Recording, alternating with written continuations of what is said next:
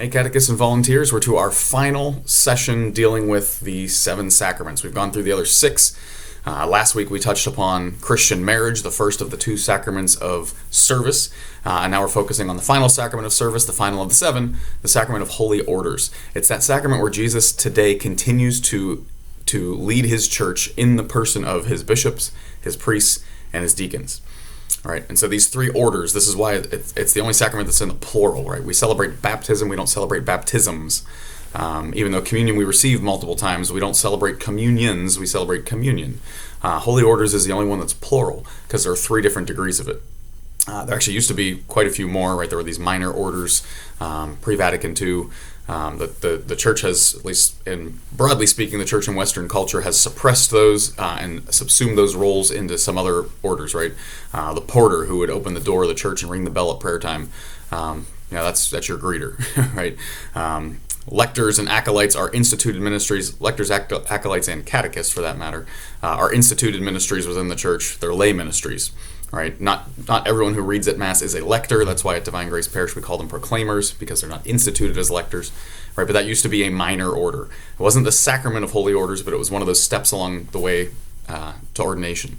The other ones being exorcist. That role has been subsumed into the priest and the deacon to some extent, because a deacon can do prayers of exorcism at a baptism.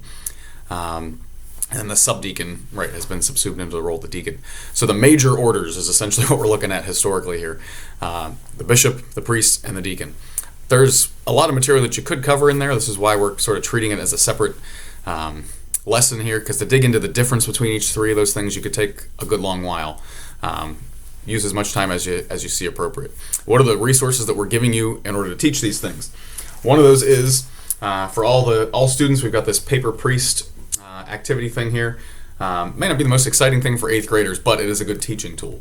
Right? You can talk about the liturgical year through the vestments that the priest wears. You can't really see it in here because it's in cellophane, but there is a sheet of paper in here that describes what is the alb and what does it symbolize? What is a stole and what does it symbolize? What is the chasuble and what does it symbolize? What do these colors mean? So it's a good way to dig into the most visible way that our kids will see priests through their vestments, right? And the deacons as well match those vestments, but this doesn't quite get into diaconal vestments and dalmatics and all that sort of thing. But so you can use that as a tool to talk about priesthood itself. In kindergarten and first grade, all grades have that. Kindergarten and first grade, we've got a coloring page that features a priest, a deacon, and a bishop, so they can kind of see what they look like at Mass. The bishop's got the hat and the staff. The priest looks like a priest. The deacon has the dalmatic, so the vestment looks different. So they can visually see there are 3 different modes, if you will, of holy orders. And then for all grades, we're going to give you a role play renewal of priestly promises. You may not be aware of this, but every year at the Chrism Mass in the morning on Holy Thursday, when the bishop blesses the holy oils to be used for the year, the oil of the infirm, the oil of the catechumens, sacred chrism, it's also an opportunity for priests to renew their priestly promises, because Holy Thursday is when Jesus institutes the priesthood. And so priests from all across the diocese gather at the cathedral for this liturgy, and part of that liturgy is they all stand up and they renew the promises that they made at their ordination.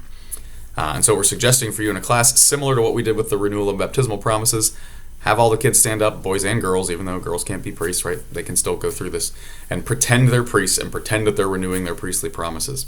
The idea behind this is if you're hearing the words of the promises, you're recognizing a little bit about what it is that a priest is supposed to do. There's probably stuff in there that they don't realize priests promise they're going to do. There might be things that you don't realize priests promise they're going to do too, right? It's more than just show up on Sunday, preach a homily, and celebrate Mass, right? And baptize kids every now and then, witness some marriages. It's more than that. And so we have that in all the grade levels. In grades 2 through 4, we've got a Holy Orders matchup, and that is, it'll look a bit like this. So we'll have a picture of a bishop, we're going to use Bishop Zubik, a picture of a priest, and a picture of a deacon, and these different statements about what they can do, right? The ordinary celebrant for confirmation. It's not a deacon, it's not a priest, it's a bishop. Modern day equivalent of the apostles, that's a bishop. And so the idea is they can sort these by a picture and sort the strips of paper. These will be cut into strips. And sort those by which degree of orders do they think those are, and then you can have some fruitful discussion around that. You can do that individually, do that as groups. I think we'll be giving you sets of 4 for each class, so you'll probably have to do it as groups unless you've got a smaller class there. And then the only other activity we have is for grades 5 through 8. we've got 5 through 8. We've got 2 more activities. Sorry, 5 through 8. We have not role playing renewal, priestly renewal matchup. So they're going to role play those priestly vows, and then we also have pictures of what those might look like, and the wording of the vows. So again, something for them to work with, to kind of digest that a little bit more than just hearing it. What are these promises that priests make, and what do they look like pictorially, right, in actual practice?